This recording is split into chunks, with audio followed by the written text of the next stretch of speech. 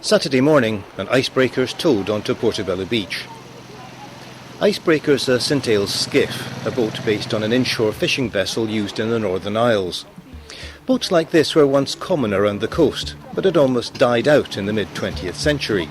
Thanks to the coastal rowing project, they're making a comeback, though mainly for leisure.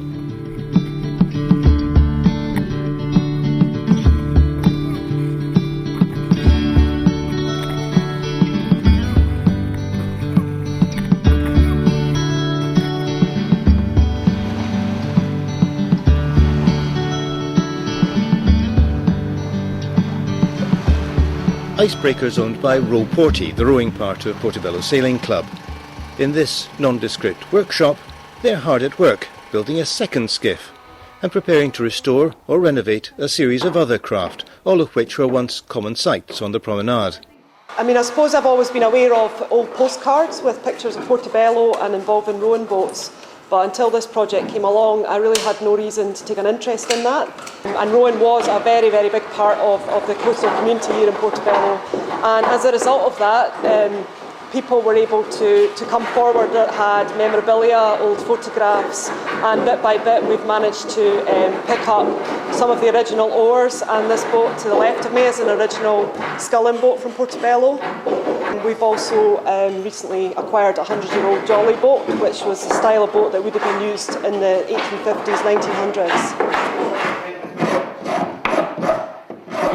None of us had ever had anything to do with building boats before, so we worked it out as we went along. And in the main, it's made very simple by the nature of the kit.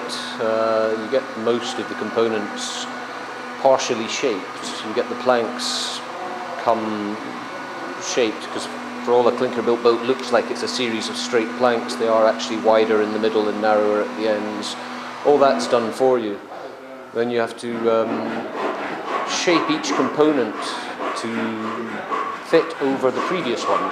So there's a lot of shaping compound curves, and because it's all curves, you can't use any aids, straight edges or set squares or anything, so primarily you have to do it by eye. You have to look at it and clamp the next plank on, squint along it. If it looks good, then it probably is good. The Scottish Fisheries Museum launched the coastal rowing project about 2 years ago almost.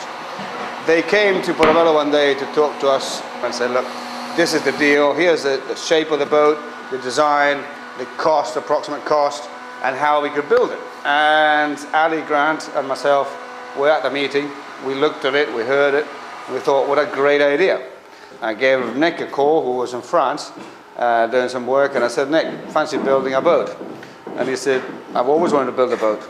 And then we got the kit. We went and picked it up on a trailer, bought the bits of wood that we needed for the latch, for the stems and the hog and the keel. Nick and I then spent every other day in here, actually, because it was such an innovative new thing. Actually 2 months and 10 days, we built Icebreaker. Anyone could build a boat, I think. The more I've been researching boat building, people with virtually no previous experience of working with wood can build a plywood kit boat.